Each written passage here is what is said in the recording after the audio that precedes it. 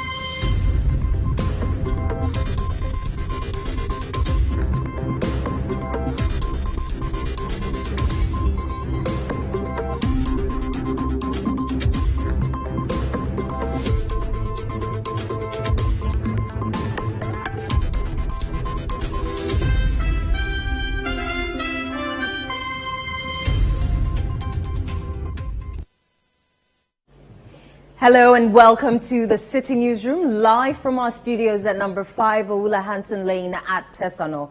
My name is Inu Safo. Coming up, family of slain police officer in bullion van robbery incident demands justice for their relative. Breaking news. We are looking forward that the central police commanders, in fact, all the service personnel, including the army, all the service personnel, they should team up. This incident hasn't been the first incident. Colleges of Education disassociate themselves from licensure exam failures. Meanwhile, Accra College of Education CTEC chapter optimistic about reforms in teacher licensure exams for improved results. Sometimes you realize that you look at the content of the examination, and when you juxtapose it to that of what the students study in their college, you realize that there are some differences. Lawmakers advocate for tax removal on sanitary pads to benefit vulnerable women. The issue is not that we are asking for the taxes to be removed because we want them to suffer. No. I'm speaking for the poor child, the girl child in my village, who will stay at home for 5 days, sometimes 7 days, depending on how many days you flow. And later, Pensioner Bondholders Forum continues picketing at Finance Ministry for outstanding coupons. This is the job I've decided to do for humanity. There are people who cannot even walk from their bed. There are people in the houses who cannot even wake up. In CNR business, government faces strong opposition to proposed lease of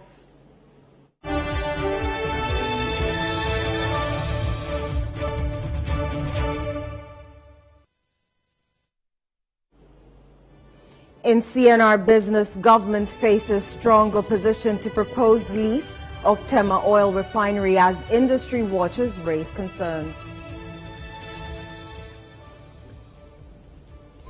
I will be asking, what do you even hold or attach if the new companies being so established fail to deliver on their contractual lines? What do you hold to?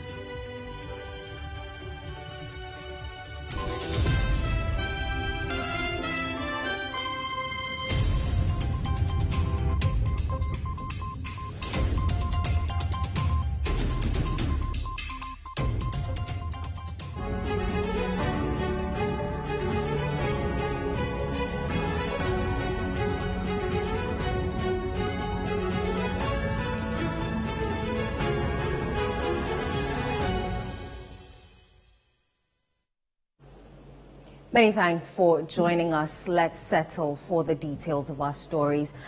We start with a tragic event where the wife, friends and family of the late police officer who tragically lost his life in a robbery incident involving a bullion van at Ablekuma Fan Milk on Thursday are fervently demanding justice for their beloved breadwinner. Expressing their heartfelt plea, the family shared their emotions and frustrations during an interview with Citi News' Akosia Otri, who visited their home earlier today. So the house behind me is the official residence of 28-year-old police officer Callistus Amoah, who was shot dead by robbers last night.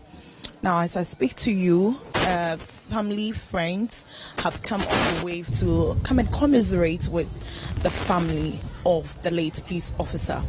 Now, I'll just go in there. I understand that this is a compound house where there are neighbors of the late police officer have come in here to show their love to the close family of the late Callistus Amoah. If I take you back to what happened yesterday at about 3 p.m., we had that shocking news that a bullion van was attacked by unknown persons, and a police officer was shot dead, and the driver of the bullion van escaped, and also some of the attendants at the filling station, Star Oil filling station at Ablekuma Fan Milk, where the incident occurred, also fled the scene.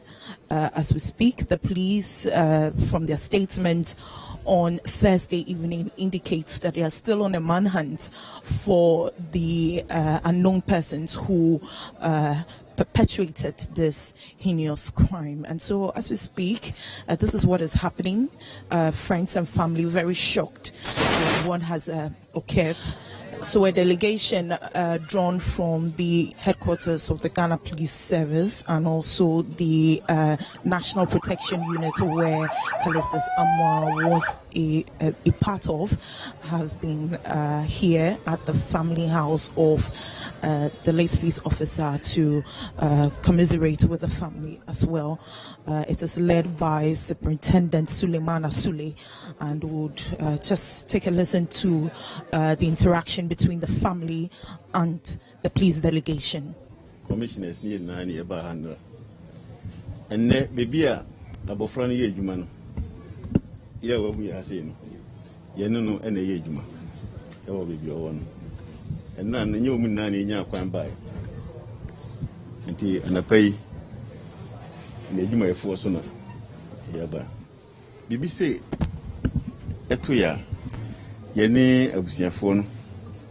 Ena etinase edwin bom eyen hyeche kosi se ye bepe ye nuano ne korabre na ne beka committee na ebe ye bia no so no eno de ebe fi mpanyifo ena ba we de ye bechia ye ba yeso ena mse akoko ba ekoi ye din su kakra ena de bremu aye ne edwumayefo na mase nra mobile na yatenzo se ne mose mobeba nti abusuafo ni bi ba na omko saa do fo ba na omko saa nti monima na yehwe na mo de ababetu ya hade se ni mujaye enra no saa na te boni bi ensi ha bi e beta mochi ya da mose.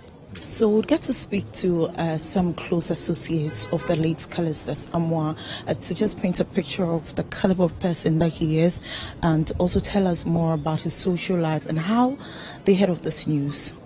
I woke up to hear the voice of a wife, and I wanted to come out. I didn't know what was going on, even though that news has not yet been broken to the wife, so she was just sounding normal. But the wife drew close to me. I was like, Richie, have you heard from Mr. Amoah? And I was like, oh, I came to meet him in the morning. Then she was like, this is the news I had. I just told her, madam, just calm down. Don't conclude yet. Because I met him, I spoke with him. So this news is not the news I'm ready to listen.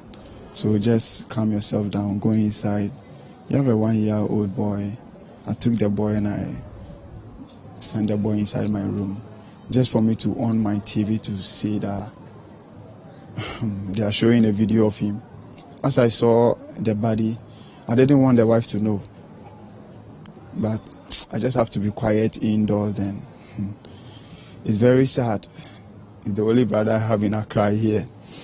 To be honest, if you come to see us pounding food, doing everything together, It was unbelievable. It was unbelievable. Everybody knew him to be a very kind person. In fact, if there is another name for him, I would say Amwa is respectful, calm. In fact, he lowered himself no matter his standard. The family we are living around, in fact, it's a heartbreaking news. We are looking forward that the Central Police commanders, all the service personnel, including the army, all the service personnel, they should team up. This incident hasn't been the first incident. It's about 3 times or so. What are they doing about this? Should it keep on happening whilst they are not taking any action? We want justice. There's still a solemn atmosphere here at the residence of the late police officer. Now, information that Citi News has gathered is that the late Callistus Amoah was married for just 2 years and has a 1-year-old baby with Amanda Amoah. Would speak to her to find out how she heard of the news of her late husband and what her fond memories are. A colleague from his workplace called me that, oh, how are you? I said, I'm fine. How is my brother? And I said, oh, he's fine. Are you home? And I said, no, please. And he said, and I said, so where is Callis? And I said, oh, Callistus, he might be home because by 2 they've closed. So I'm not home, but I think he's home. But my phone is spoiled. And he said, oh, where the gafra away, shedding, what? So I thought the phone, that was what he said. So immediately my heart started beating. I tried calling. I called like 10 times. He wasn't picking. So as my mother was speaking to me, my mind wasn't there. I was just praying. Then my mother said, my mom just had a call. And when we saw the number, I asked my mom, what's number? And she said, unknown number. And I said, then this one is from the police administration. So they said, I want to talk to the wife. And I just said, please, I'm here. He said, can you give me your number? I want to come to your place. And I said, okay. Then I gave them the number. So I called a friend back and said, oh, please, what is it? What is wrong? Please tell me, my heart. And he said, everything is under control. So I thought maybe robbery, and then maybe they stolen the money, so he has been taken into maybe under investigations or something, because my mind didn't go to death. His Christianity, he doesn't joke. That is 100%. Every morning he goes to work, he kneels down. His rosary is still in his pockets. He kneels down with a gun, pray with the gun, and goes to work. He was pursuing chartered accountant's course, and he's left with just one paper to write on July 3rd. He had best students in one of their courses that they awarded them in December. And he went for his award and told me, don't worry, it's just left with one paper. I'm coming to blow that paper. And now you call me chartered accountant. I never thought Callistus. I don't know why good people don't last. He was a good man. This area, when they just said, everybody was like, Brawe, no, this policeman,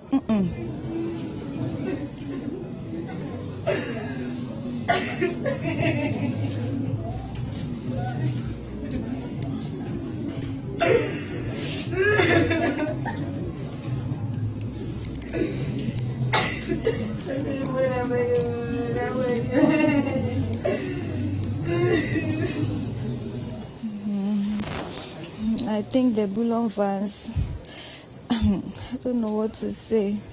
The protective cloth, they should try and give it to them so that it will protect them.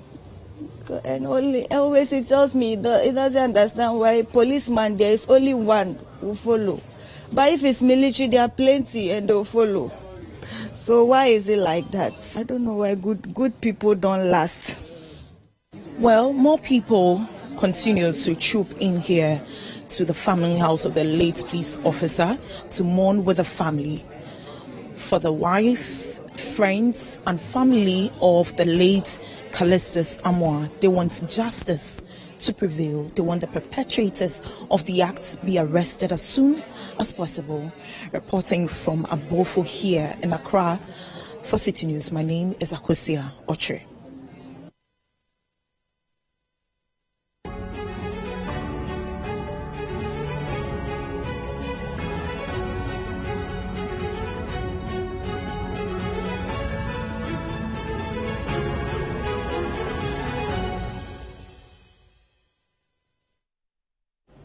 An employee of a firm engaged by Goldfields Ghana Foundation has died following a fall from a height at the TNA Stadium in Takwa. The contractor, whose name has not been revealed, was working on the renovation and upgrade of the stadium in Takwa, a project funded by Goldfields Ghana. A statement signed by the CEO of Goldfields, Martin Priest, said, "We regret to report a fatal incident after an employee of a Goldfields Ghana Foundation succumbed to his injuries following a fall from height incident." Now, away from that and to the education sector, the Accra College of Education CTEC chapter has expressed optimism. The recently introduced reforms in the teacher licensure exams will bring about more benefits. The recent research licensure exam saw over 6,000 trainees failing miserably. With a new system in place to assess teacher trainees on their content knowledge, CTAG is optimistic that the problem of mass failure can be rectified. Citi News' Kweku Ediamansa has the rest of the story. The teacher licensure exams, introduced in 2019, assesses trainees' proficiency in literacy, numeracy, and national teacher standards. Administered by the National Teaching Council, these exams serve as a gateway to the teaching profession in Ghana. According to law, all trainees must successfully pass the licensure exam to become certified professional teachers. However, past exams have witnessed a notable level of failure among trainees. This year, despite over 7,000 trainees retaking the test, approximately 6,000 of them were unable to pass. This situation has raised concerns among stakeholders who believe that urgent action is needed. The local branch of CTAG at the Accra College of Education is troubled by the fact that the exams were not focused on thematic areas of interest. I am of the view that the assessors should have assessed the student based on what they go through in their various places of studies, because sometimes you realize that you look at the content of the examination, and when you juxtapose it to that of what the students study in their college, you realize that there are some differences. Okay, so it's good that it has been reformed and that they are going to be assessed basically based on what they learn in their various places of study. While the Presbyterian College of Education acknowledges that the reportage has negatively portrayed the work of colleges of education, they believe that the issue must be understood within its proper context in order to find a remedy. There are different categories of people who come to write to this licensure examination. We have those who come directly from the colleges of education, which takes about 90% of the number. Then we have those who also come from the universities direct, who want to be in the classroom. They have to, procure that license. Then those who are on various distance and sandwich programs, who are not trained teachers. Okay? Yes, but the GS has a way of, employing all kinds of people into the system. But per the current law, they are mandated to have the license, and that is why they've all been roped in and are writing. So if you generalize the whole thing and say that people who are coming out of colleges of education are poor, academically they don't perform, that is not accurate. Looking ahead, the next teacher licensure exam is scheduled for July this year. To gauge the preparedness of teachers, we spoke to a graduate from the Accra College of Education. It's about 50%. 50% preparation has been done so far by some of us, because the materials that we will need to even prepare, they are not even available or accessible. Even if they are available, it's only the past questions that seniors wrote that some of us are relying on. So for now, I can't tell you that I'm fully prepared for the exams, that even if it should be today, I can write and pass. Because as I speak to you now, the materials for the exams we'll be writing this year are not available. Let me put it that way, because this year's exams is not going to be the same as the numeracy, literacy, the previous ones that have been written. That's what we've been told from an induction ceremony. Ebenezer Donko, a final year student majoring in geography and social studies at the same institution, believes that despite the mass failure in the licentiate resit exam, there is no need to panic. This is the old system that they were using in assessing the people, and I think that's the last system they are using. We and those who have just completed and they are about writing, we are for the new B.Ed curriculum, Bachelor of Education curriculum in training colleges, and our system we had an orientation on it that our licensure is going to be based on our content that we have learned. So in this case, we have no fear like that, because I am a master of the course that I am doing. And so if I'm going to write any exam on that, I don't think I have to have any fear on that. In the meantime, the SRC president of the Accra College of Education advocates for a review of teaching methods to align them with the style of the exam. The mode in which it's being done, as in the timing. Students in the College of Education will come to school for 4 years and will complete and then stay in the house for more than a year before they write the examination. And after completing, other things set in. So the preparedness of the students will be at stake. And for that matter, all those who are prepared, especially those who completed last year, who are yet to write this year, they completed last year, but they've not written. So, looking at the stress, how they are even going to organize themselves to write, they should prepare themselves adequately. So, for majority of stakeholders in the education sector, they believe that a concerted effort is needed to remedy this challenge. They also believe that the licentiate examination is of the essence and would help churn out quality teachers in the country. Reporting from the Accra College of Education, my name is Kweku Eduamansa. Still on the licensure exams, authorities and students of some colleges of education are distancing themselves from the recent wave of failures in the exams. In response to the released results showing mass failures, representatives from Holy Child College of Education in 2nd D expressed their regret over the high failure rate. However, they pointed out that the majority of those who failed could be distance learners from mainstream universities or re-sitters rather than regular colleges of education students. Our correspondent, Akwasi Ejeanim, brings us more from 2nd D. The alarming number of failures in the recent teachers' licensure exams has raised concerns and left many questioning the root of the problem. However, during Citi News' visit to Holy Child College of Education in 2nd D, the students voiced their disagreement, stating that the failures couldn't be attributed to the regular colleges of education students. Those that failed, I would ask, who are they? They are the distance students, the sandwich students. Yes, that is what I would say, because they don't do the 24-hour or the regular. They are not regular students, in a sense that they stay in the houses, and then weekends they come for their examinations. They come and learn for their examinations, but we have the opportunity to stay on campus for the limited time the semester has given. Do you get it? So it's not from colleges of education students, no. It's from the distance students. Dr. Francis Hall Adams, the principal of Holy Child College of Education, acknowledged the embarrassment caused by the failure rates while defending the quality of teaching in the regular colleges of education despite limited resources.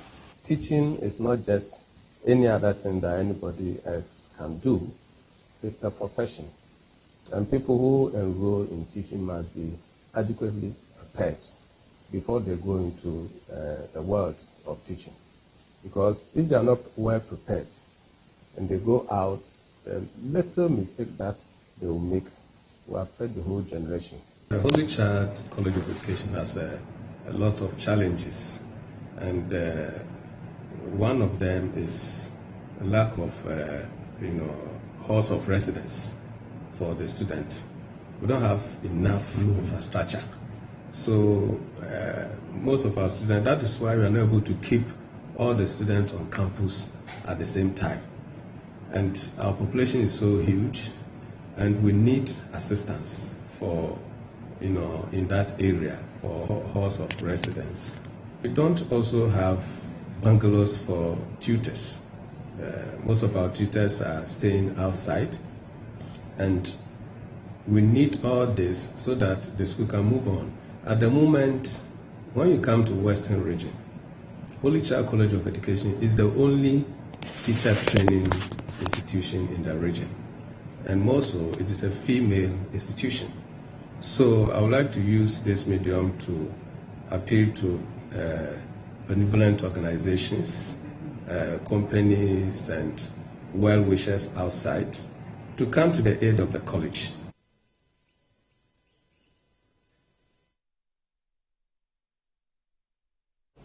This is still the Citi Newsroom on Citi TV. Still ahead.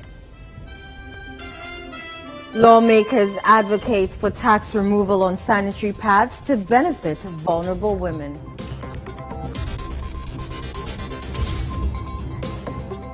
We'll bring you the details shortly. Do stay with us.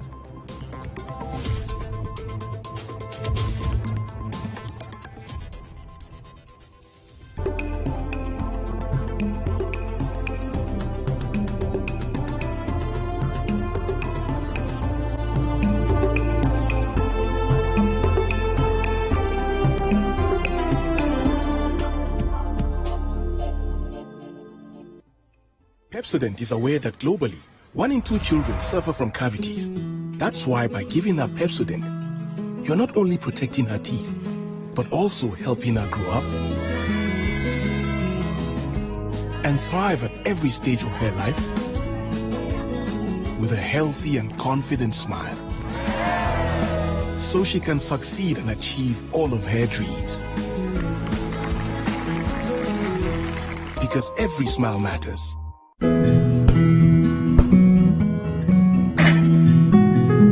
This is the neighborhood I'm having my twins. The very reason why I took it for us. See, the price is very good and it's spacious to contain all of us.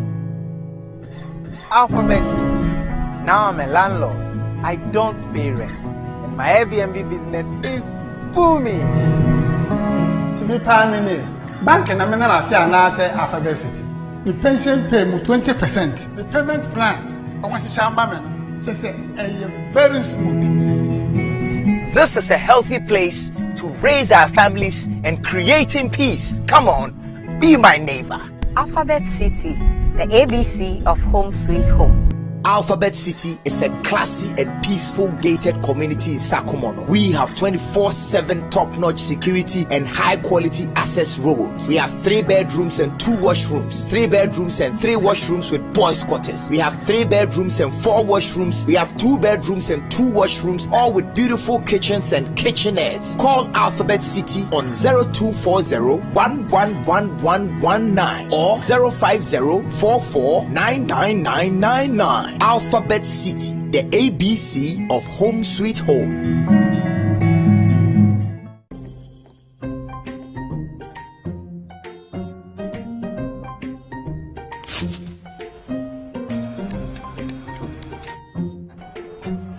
Mido, you're not Biana. I'm for you to be so every time I just a baby shit. Mangashi.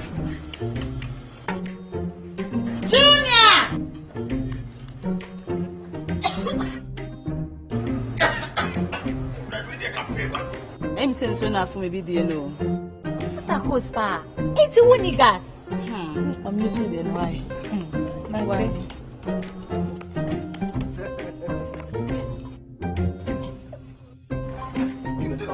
down Yankanawa. Ah, sister, course. Use gas. Gas ye fast, ye easy, ye convenient. And wow. Let me see your hand.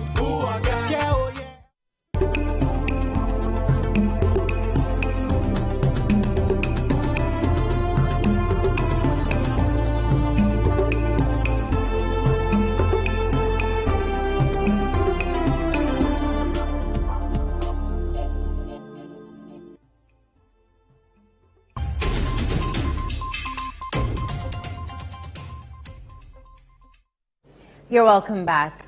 Now, members of Pensioner Bondholders Forum say they are determined to continue picketing at the Finance Ministry to demand payment of outstanding coupons, despite the physical demands of the protest. The group resumed picketing on Thursday following an accumulation of 6 outstanding coupons. The following report has the details. Following a 2-week suspension of the protest, the pensioners have returned with their placards protesting the non-payment of 6 outstanding coupons. Although the government has settled the outstanding principals, the pensioners say the government must settle these coupon arrears to prevent another accumulation. These retirees have been back and forth with the government since February over their investments. They admit that the process has been physically exhausting, but they are resolved to persist. Convener for the Pensioner Bondholders Forum, Dr. Edwin Anyentwi, has been speaking to Citi News. It is, but this is the job I've decided to do for humanity. There are people who cannot even walk from their bed. There are people in the houses who cannot even wake up from their bed. They are just relying on medicine. Such people, they don't even go out to take their money. They will send their grandchildren, go to the bank and do this for me and use it to buy ABC for me to take. They are there. For us, I thank God that I have some strength and can continue to do this for the people who do not have the strength to do anything at all. And I believe if I had not started this, there is no way the people in the various homes who cannot even wake up, who was going to be their defender, who was going to work for them. So I thank God that I still have some strength, even though it's tiring. It's very tiring. I don't have the rest, but I'll go on because it is for humanity.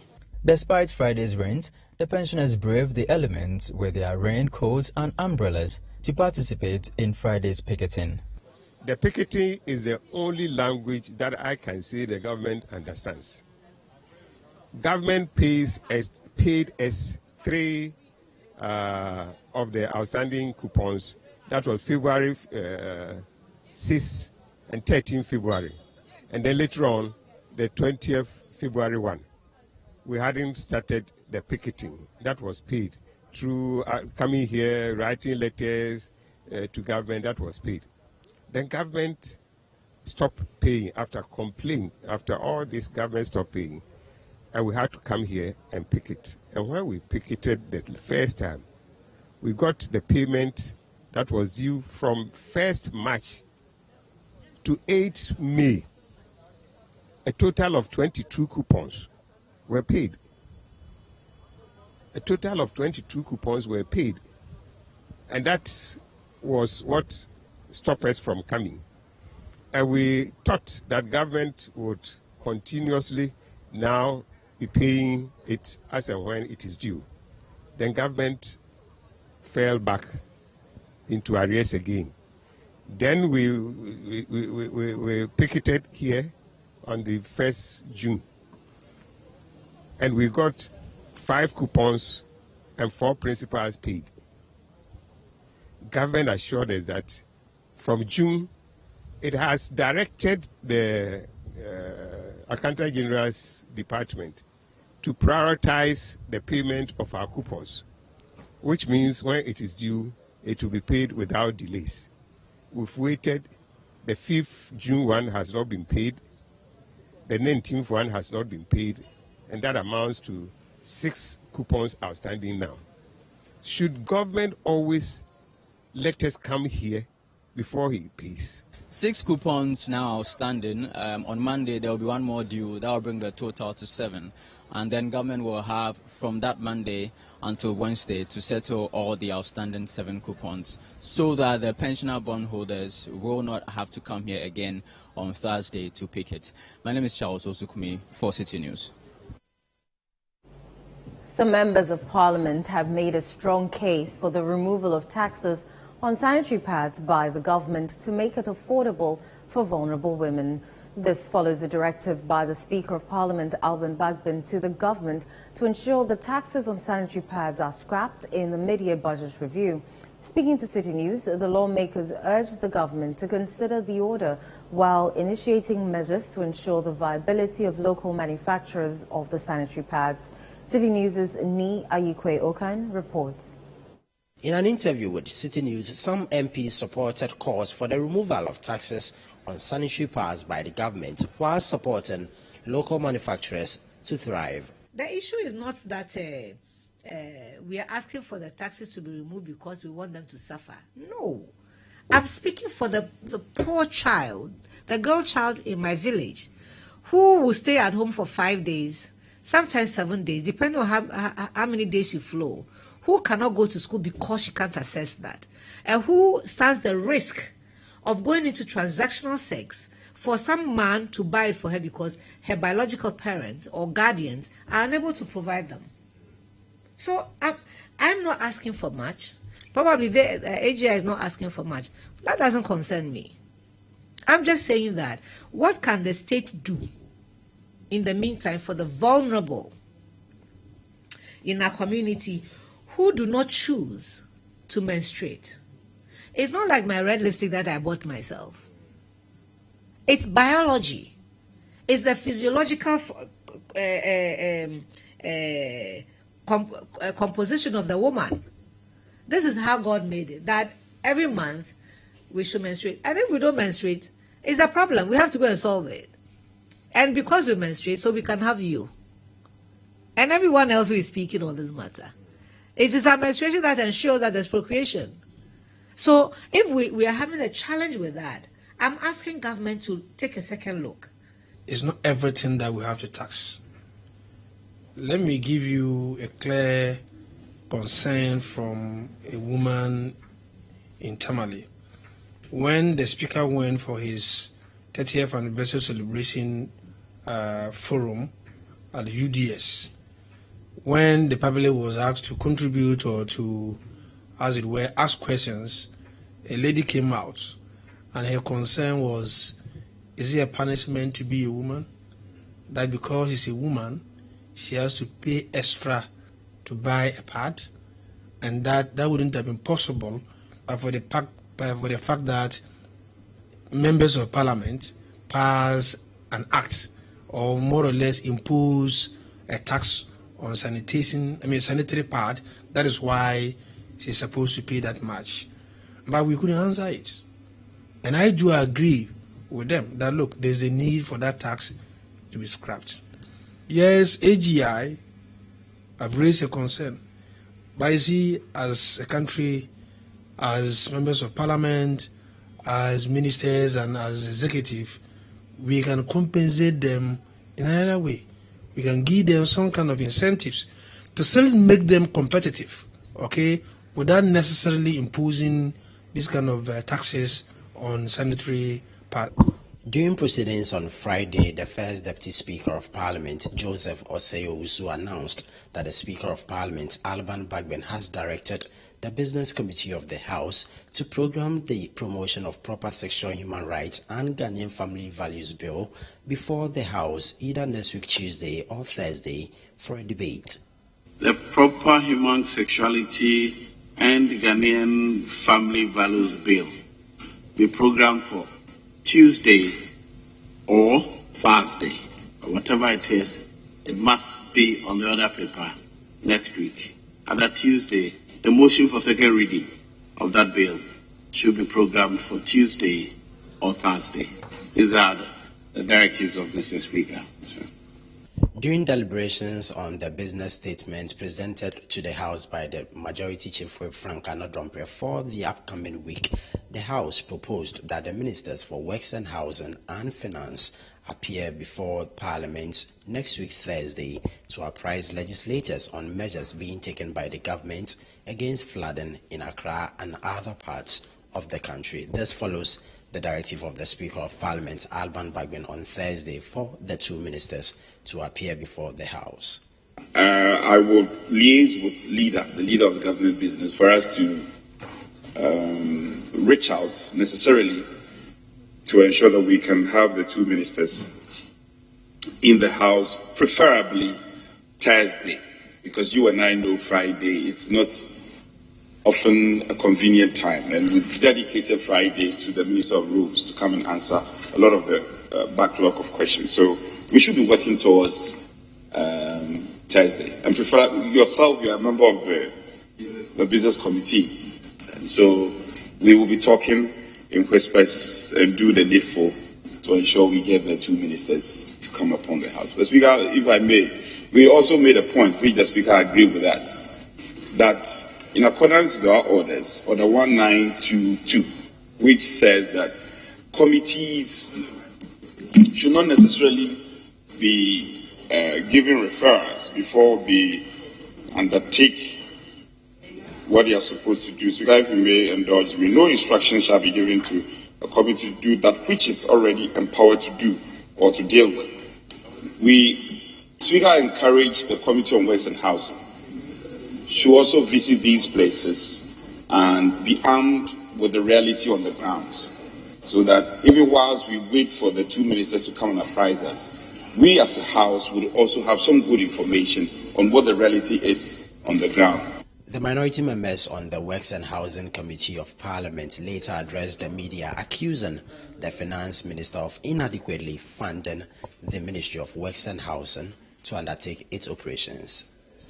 You know, yesterday and 3 days ago, we have had flooding the whole river. It is not only in Accra, Kumasi, and other places. And about 6 lives, we have lost about 6 lives, which to me, it shouldn't have occurred.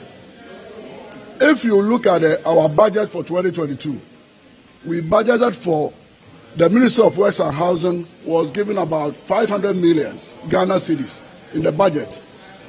But at the end of it, the Minister of Finance was able to release less than 20% of the budgeted amount. So currently, if we are experiencing flooding, I know we cannot avoid flooding anywhere in the world.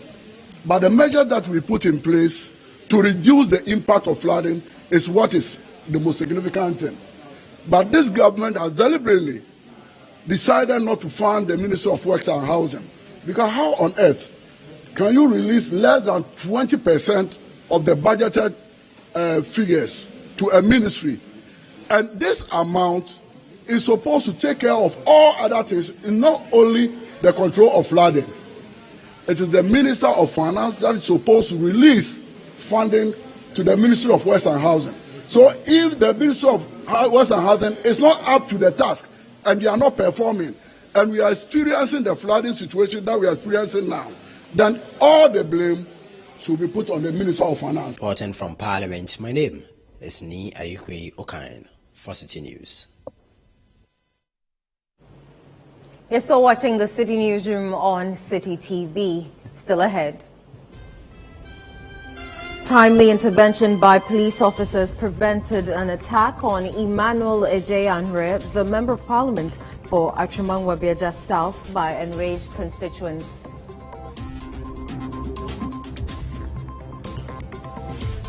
We'll bring you the details shortly. Do stay with us.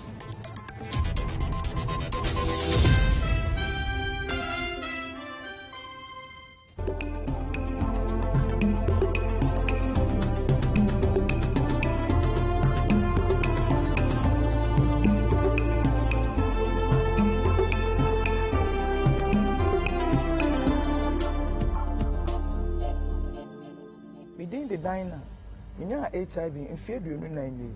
No credit na adding years cemejatum, a bram yen shishemu. Ne drew ni baby.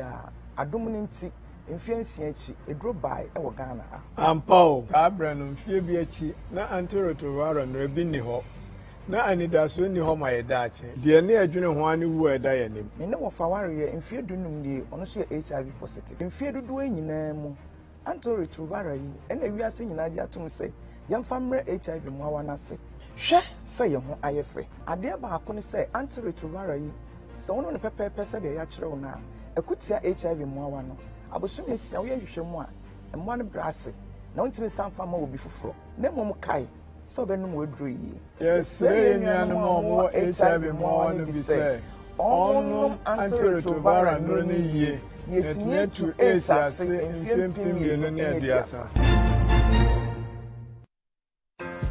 Yes, we are back. Wines of South Africa, Rossa, is back in Ghana for the biggest wine show ever. Date, Saturday 15th July at the Labadi Beach Hotel, Accra. Time, 7 p.m. sharp. Wines of South Africa Grand Tasting Event 2023 is proudly brought to you by Wines of South Africa and John Williams Consults Ghana. This event is sponsored by Ghana Export Promotion Authority and Best National Bank. Partners, South African High Commission, Accra, South African Airways, and Labadi Beach Hotel. Media partners, AmayalDebra.com, Citi FM, Citi TV, Voyage Afrique Magazine, and Ovation Magazine. Don't miss out on this extraordinary event by securing your tickets now at bossa2023.eventbrite.com or call 0553-271-032. Remember to come celebrate with Wines of South Africa, Saturday, 15th July 2023, 7 p.m. at Labadi Beach Hotel, Accra. Wines of South Africa, welcome to our world of discovery. Strictly by invitation and reserved for 18 years and above. Finally, anyone can become a household. Oh, wow. Yeah. You Go Flip, a real estate gaming platform that allows you to play and stand a chance of winning a house or cash or consolidated prizes, such as savings towards a house. Simple and easy to play. Visit www.yougoflip.com. Buy a ticket to enter the game. Wait for the end of the game to enjoy the win. Anyone can win. Flip it or own it. You Go Flip. This advertisement has been vetted and approved by the Gaming Commission of Ghana. Play responsibly, not for persons below 18 years, and gaming can be addictive.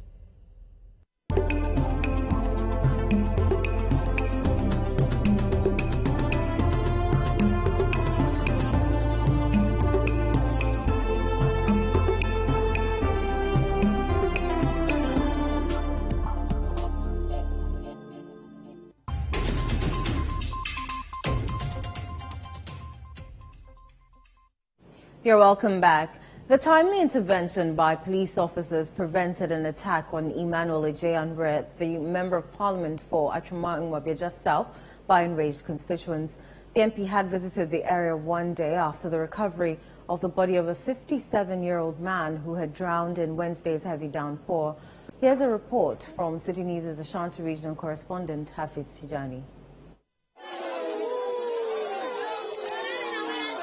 The death of John Kwame Esuman has sparked anger and raised concerns about the delayed reconstruction of a broken bridge at Sepasi Bisiase. Mr. Esuman tragically drowned while attempting to cross the bridge during the heavy rains. Local residents attribute his death to the poor state of the roads and the broken bridge in the area. When the MP visited the scene on Friday morning following news of the 57-year-old's death, he was met with anger from his constituents. The residents booed and some even threw stones and other objects in his direction. Despite Mr. Henry's attempt to explain himself, the furious residents, as seen in a video, refused to listen and continued expressing their discontent.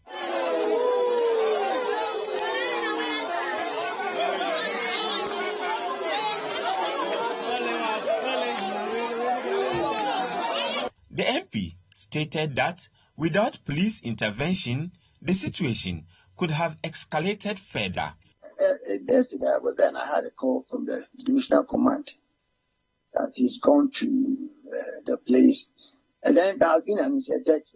Someone was spotted dead. There's a bridge there that claimed one life. When it rained the previous night. So the guy was using motorbike, was going to close his loaded, blah, blah, blah. So he tried to ride through the stream, the water. Then he was fixed away by the rain. The next day, the whole community, it's really agitating the community. That's it. They're going to call me to come over and see how best we can, solve this, because they needed some garbage to fill the place so that car could use the road. When I went, then that thing happened. So they have to escort me out of the place. That's all what happened. And I left the castle.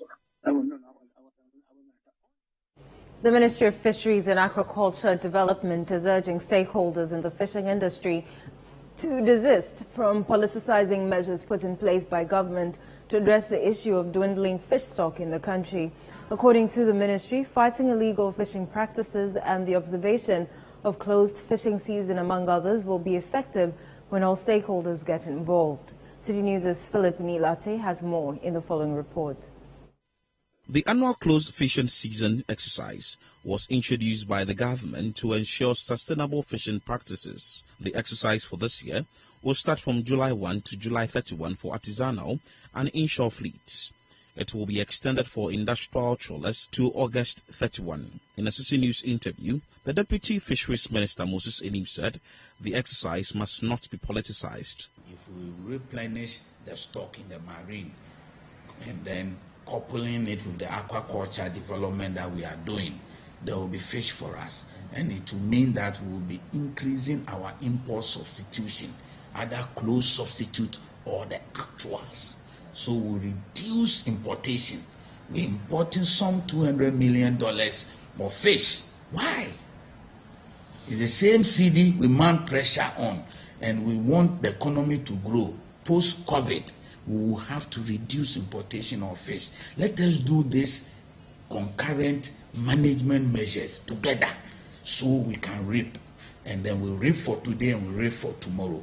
I'm encouraging and motivating everybody that this close season, let us have full compliance and let us see this close season as a nation good, devoid of politics.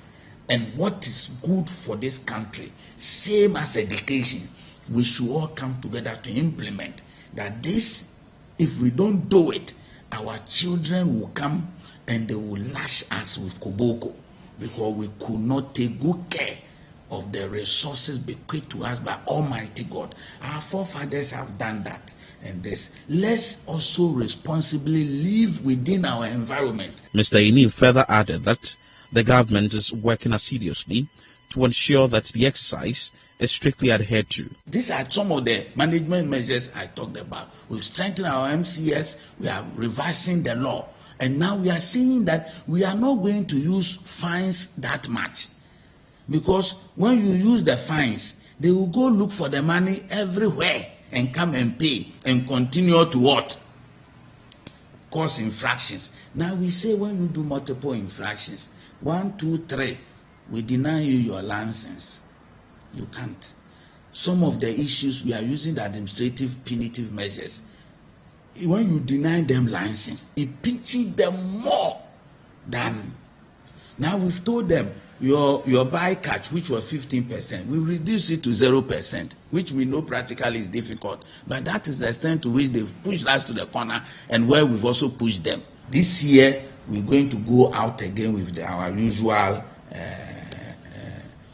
few things that we give out. We're also going to go out again, strengthening the alternative livelihood. There's going to be enforcement of the compliance issues, which of course our MCS and also our enforcement unit, which we're spending so much budget on, because human beings don't want to live within the confinement of the law. The Ministry of Fisheries and Aquaculture Development believes that measures put in place by the government to address the issue of dwindling fish stock in the country can be effective if stakeholders in the industry desist from politicizing the exercise. Reporting for Citi News, my name is Philip Latte.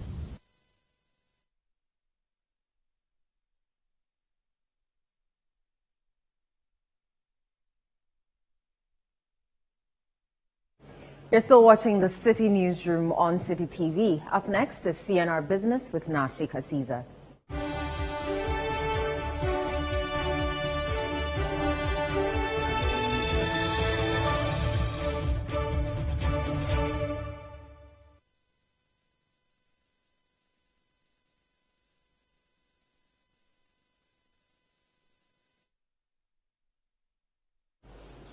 Hello and welcome to CNR Business. My name is Nashi Kasiza.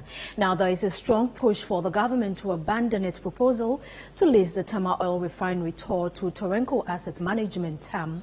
The planned move has been vehemently criticized by industry watchers who have raised red flags because it was not done through a competitive bidding process.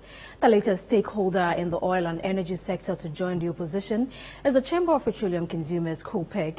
Executive Secretary of COPEC, Duncan Amwa, is questioning the capacity of the new entity to take over a huge company such as TOR. In an interview with CNR Business, he impressed on the government to reconsider the move. One will be asking questions of capacity.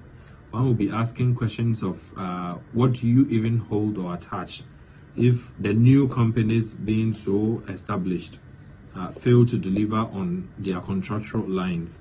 What do you hold to?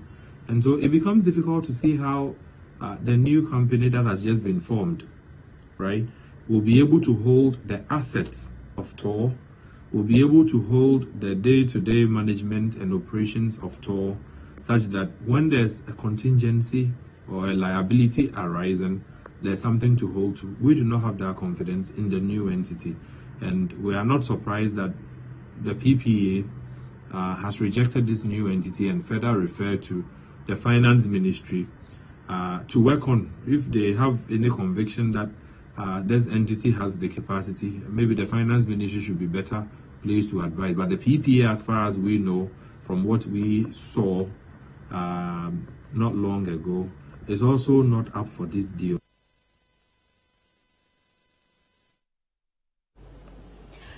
Now, the government and the Independent Power Producers, IPPs, are set to have a meeting regarding the outstanding debt owed to the producers.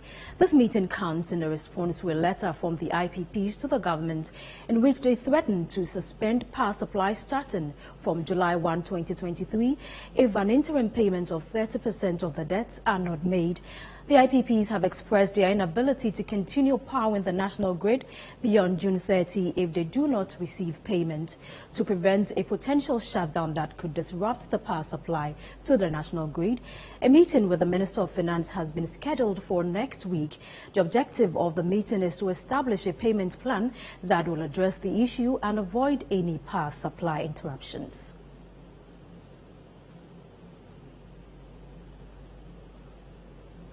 Now, EPAC Flexible Packaging, a multinational packaging company, has opened a manufacturing plant in Accra with the aim of giving customers in West Africa quality and affordable products. The industry leader in custom flexible packaging announced it would continue to maintain its focus on sustainability and create a circular economy. I attended the launch and I now bring you more details. The grand opening of EPAC Flexible Packaging's manufacturing plant was held in Accra on Thursday with many dignitaries gracing the occasion. The multinational company is poised to change in the face of the packaging industry and opening better opportunities for businesses in the West African sub-region.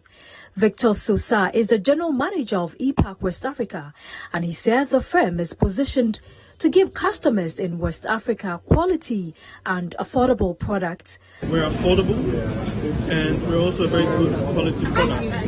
If you produce with us, we will provide you with certification.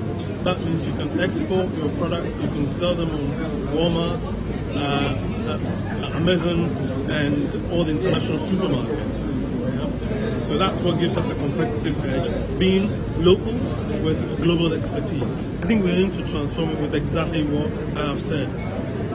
No plate fees, minimum order quantities, and fast order within 10 to 15 days. The Deputy Minister of Trade and Industry, Michael Ochibevi, lauded the efforts of EPAC West Africa and said it will go a long way to support the country's industrialization agenda. EPAC is the world's largest network flexible packaging provider, serving brands of all sizes across the globe, and facility will go a long way towards supporting, among other things, improved food safety and environmental sustainability.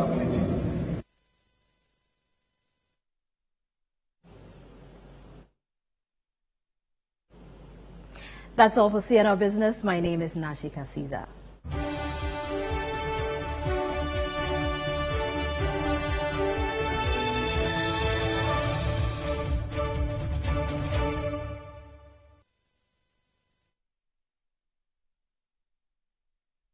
This is how we wrap up today's bulletin on the Citi Newsroom. But before we go, let's recap some of our headlines. Family of slain police officer in Bullion van robbery incident demands justice for their relative. Colleges of education disassociate themselves from licensure exam failures. Meanwhile, Accra College of Education CTAC chapter optimistic about reform.